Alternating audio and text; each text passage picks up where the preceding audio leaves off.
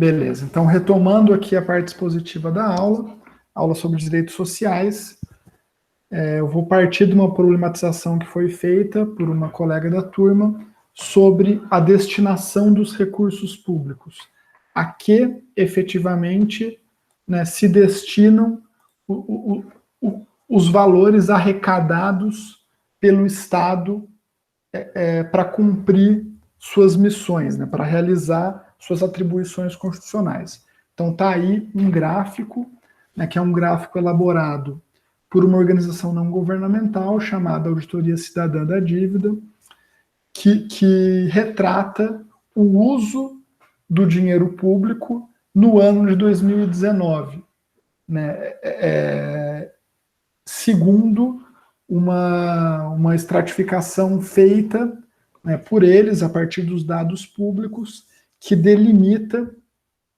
uma série de usos possíveis para os recursos públicos, né? Uma série de usos possíveis e usos efetivados dos recursos públicos. Então, o que mostra esse gráfico aí? Né? Ele destaca, está em amarelo, né, que uma parte muito substantiva dos recursos da União é destinada para o pagamento de juros e amortização da dívida pública. Né, algo que, para 2019, teve na faixa de 38,27% do orçamento, né, o correspondente a mais de R$ 1 trilhão foi para essa finalidade. O orçamento mostra que, de fato, uma outra parcela significativa dos recursos públicos teve por fim a efetivação de direitos sociais. Né? A gente tem mais de 25% dos recursos públicos absorvidos pela Previdência Social, a gente tem 4,21% dos recursos públicos de 2019 destinados para ações de saúde, 3,48% destinados para ações educacionais, 3,42% para assistência social, né, entre outros usos dos recursos públicos. Mas vamos dizer assim, o que esse gráfico escancara para a gente é que uma porcentagem muito razoável, né, do dinheiro que a União arrecada, ela aplica pagando juros e amortizações da dívida. E aí, se o dinheiro está indo para o pagamento de juros e amortização da dívida, ele não está indo para a educação, ele não está indo para a saúde, ele não está indo para a Previdência Social, ele não está indo para a assistência social, etc. Essa questão, né, do orçamento público, do uso dos recursos públicos, é uma questão problemática, né, uma questão difícil, uma questão complexa. E a gente tem que tratar ela com a complexidade que ela exige. Né? Então, não cabe fazer usos retóricos simplificadores dessa questão. Né? Os estados contemporâneos, os estados capitalistas, eles captam dinheiro da esfera privada para realizar suas ações. Né? E ao fazê-lo, em respeito aos contratos fixados, eles pagam, né, a amortização da dívida e pagam os juros dessas dívidas. Isso ocorre globalmente e isso é característico da forma de interação entre o Estado e o universo privado que existe nas sociedades capitalistas. Então, é possível a gente fazer um questionamento ético-político disso, é até necessário, imprescindível a gente fazer isso, mas, em geral, é como as sociedades se organizam hoje. Né? Para esse nosso começo de conversa sobre esse tema, o que eu queria destacar são dois elementos. Um primeiro elemento é esse questionamento, né, que eu já fiz. Se o dinheiro vai para pagar a dívida, ele não vai para outras coisas, né? E como o que é de fato a prioridade, né, para o povo, para os grupos subalternos? Né? Esse é um questionamento ético-político. E um segundo questionamento, vinculado a esse, mas concretizando melhor a complexidade da questão, é uma demanda permanente, uma demanda já histórica da Auditoria Cidadã da Dívida, para que os contratos que, do ponto de vista jurídico, garantem essa dívida que existe, eles sejam auditados, seja verificado a legitimidade desses contratos do ponto de vista jurídico, porque há uma dúvida, há um questionamento, né, se essa dívida de fato existe, se essa dívida de fato é válida, se essa dívida tem de fato, né, esse montante. Há uma demanda por maior publicidade e transparência em relação a esse tema, que é um tema absolutamente fundamental sobre o Estado contemporâneo. Né? E os diversos governos que passaram, inclusive, né, os governos de esquerda, né, do Partido dos Trabalhadores, eles se recusaram a auditar a dívida. Né? A presidenta Dilma Rousseff chegou a vetar um artigo de uma lei orçamentária que previa expressamente a demanda por auditagem da dívida pública. Então, introduzindo esse tema, que a gente vai voltar a trabalhar, né, nesse curso mesmo de Fundamentos do Estado e no curso de Direito Constitucional, eu insiro esse dado aí para vocês conhecerem, quem não conhecia, e essas problematizações. Né? Agora, retomando a discussão dos direitos sociais, a gente tem, além do direito ao trabalho, a previsão, a proteção constitucional ao que a Constituição chama de seguridade social. O que é a seguridade social? A seguridade social é composta por um tripé. Ela tem 3 elementos, que são saúde, previdência social e assistência social. Né? A Seguridade Social, que tem a regulamentação jurídica prevista a partir do artigo 194, né, da Constituição, ela é composta por esses 3 elementos: saúde, previdência social e assistência social. A saúde, né, o direito à saúde, que é, segundo o artigo 196, direito de todas as pessoas e dever do Estado, ela engloba um conjunto de ações destinadas a reduzir o risco de contração de doenças e promover, digamos assim, a cura, promover a proteção e a recuperação das pessoas nos casos de enfermidade. Né? O direito à saúde, ele é cumprido, ele é efetivado por meio de um sistema público, né, que é o SUS, o Sistema Único de Saúde, e também o campo da saúde ele é aberto para a atuação da livre iniciativa, para a atuação, né, mediante regras de empresas, de entidades privadas. Isso está previsto lá no artigo 199 da Constituição.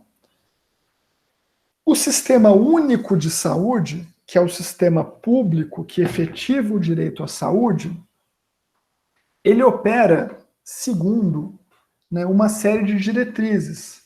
Entre elas, uma que merece grande destaque é da gratuidade, né, dos serviços prestados e do acesso igualitário que a Constituição garante às ações de saúde. Qualquer pessoa hoje pode ter acesso ao atendimento, por exemplo, numa UPA, numa unidade de pronto atendimento, inclusive estrangeiros, né, inclusive pessoas não brasileiras residentes ou que estejam transitando pelo território nacional, caso adoeçam, poderão ser atendidos e atendidas pelo Sistema Público de Saúde.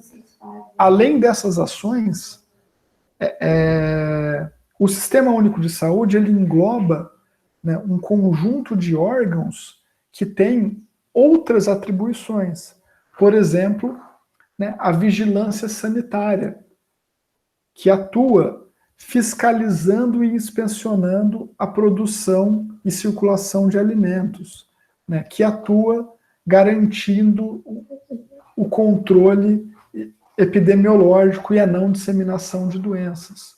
Então, mesmo quem tem convênio médico, por exemplo, é assistido pelo SUS também, né, porque o SUS não engloba apenas as UPAs, as UBSs, né, as Unidades Básicas de Saúde, os hospitais públicos.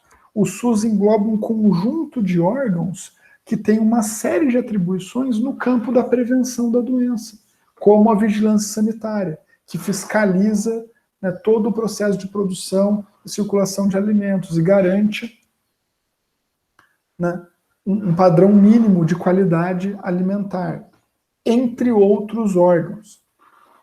Então, essa é uma síntese do campo do direito à saúde, um dos tripés da Seguridade Social.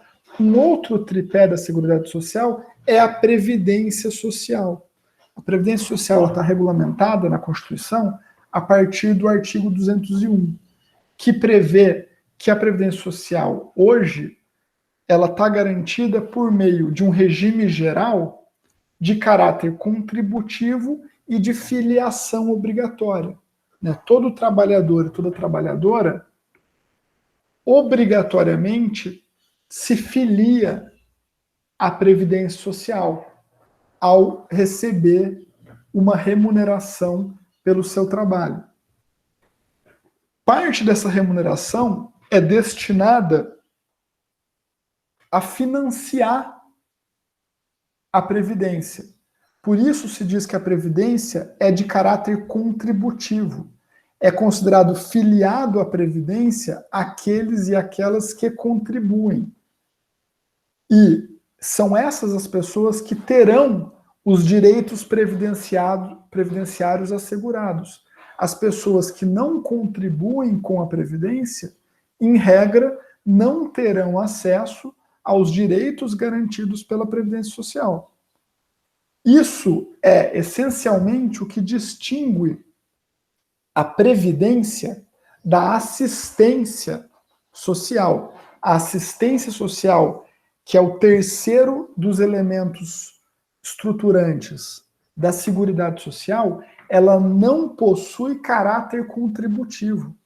Os direitos assistenciais, eles se dão mediante o cumprimento dos requisitos estabelecidos, independentemente de contribuição. Algo diferente do que se dá com a Previdência, em que, além de cumprir os requisitos, você tem que ter contribuição. Né? Por exemplo, um direito previdenciário clássico, aposentadoria. Né? Você se aposenta se você contribuiu para a Previdência por um determinado tempo. Se você não contribuiu, você não tem um dos requisitos necessários. Porque a Previdência é de caráter contributivo. Né? Já a assistência, ela se dá independentemente de contribuição. Por exemplo, esse benefício assistencial agora no contexto de pandemia, que eu imagino que muitos e muitas de vocês tenham aí tido acesso. Ele se deu independentemente de vocês contribuírem, né, de forma direta, por exemplo, para a Previdência ou para qualquer outra entidade. Ele se deu pelo cumprimento dos requisitos legalmente estabelecidos. Tranquilo? A Previdência, ela visa atuar, em essência, em casos e situações de indisponibilidade para o trabalho, seja por incapacidade temporária ou permanente, nos casos de maternidade, né, também nos casos de idade avançada. entre outros, também no caso de desemprego involuntário, entre outros, né, conforme está disposto no artigo 201. É esse o foco de atuação da Previdência Social, que passou por uma mudança importante no ano passado, em 2019, né, quando houve aí uma reforma na Previdência Social, né, enfraquecendo, diminuindo a proteção normativa, entre outros modos, ampliando a idade mínima para aposentadoria. Né? Hoje, eu e vocês nos aposentaremos com 65 anos, homens, 62 mulheres, como idade mínima para aposentadoria. O campo da previdência, né, ele também é um campo aberto à atuação privada. Essa atuação se dá de modo facultativo e complementar. Né? Qualquer um de nós pode, se quiser, aderir a um plano de previdência privada. E isso é uma escolha, uma opção. Diferentemente, a adesão ao regime geral, ela é obrigatória, ela não é facultativa. Ela é compulsória. E a assistência, como eu já falei, esse terceiro tripé, ele independe de contribuição e ele visa também proteger, né, a população e os grupos sociais, né, em maiores dificuldades e as camadas mais pobres. Um outro direito social importante é o direito à educação. Né? O direito à educação está regulamentado na Constituição a partir do artigo 205, que também impõe como direito de todos e dever do Estado e da família, né, a efetivação do direito à educação. E aí tem uma série de regras constitucionais importantes sobre o direito à educação que é interessante vocês conhecerem, vocês saberem. Né? O próprio trabalho das universidades, né, ele tem algumas diretrizes previstas no texto constitucional, né, que dispõe que as universidades gozam de autonomia didático-científica, administrativa e de gestão, e que elas devem obedecer ao princípio da indissociabilidade entre ensino, pesquisa e extensão. Isso está no artigo 207 da Constituição. Além disso,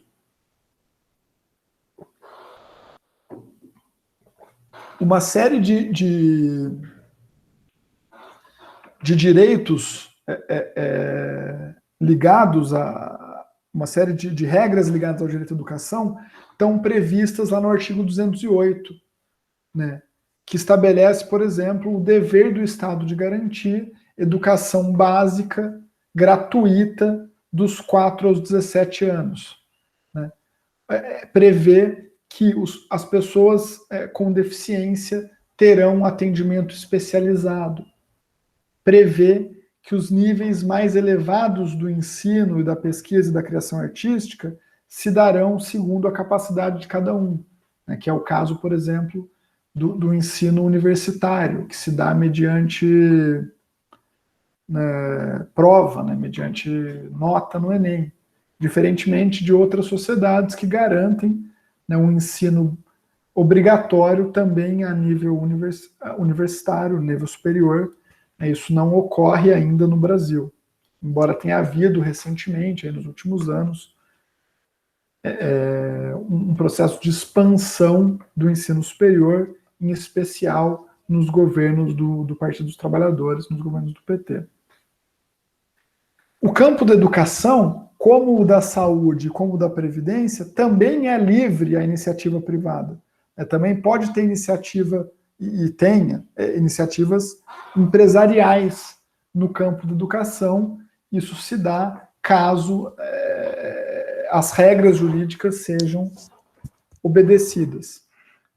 Os municípios, eles atuam preferentemente no ensino fundamental, na educação infantil, e os estados e o Distrito Federal atuam prioritariamente no ensino fundamental e médio. A gente vai entender melhor daqui a 15 dias essa divisão de competências entre União, Estados Federados, Distrito Federal e municípios.